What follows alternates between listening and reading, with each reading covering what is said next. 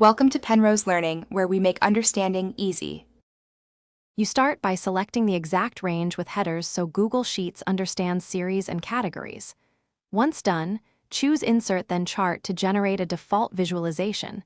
This saves time. Make sure dates are parsed as dates and numeric columns are numbers, not text, because chart behavior depends on types. If a column needs conversion, use value or date functions before proceeding. This first step sets structure and avoids common misplots later when you customize axes or series. Now you dive into the chart editor to refine what the chart communicates.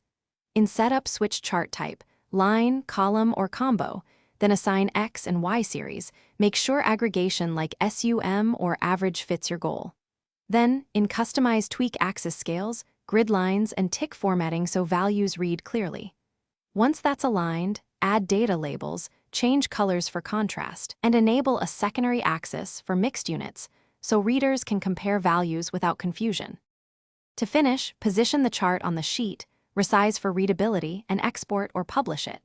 You can use named ranges or a dynamic query to keep charts up to date when data changes.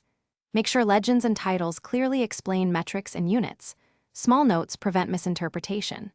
If the chart looks wrong, check data types and remove stray blank rows or text in numeric columns because those cause axis errors.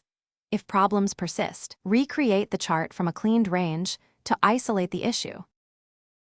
Thanks for watching. If this was helpful, leave a like and consider subscribing. See you next time.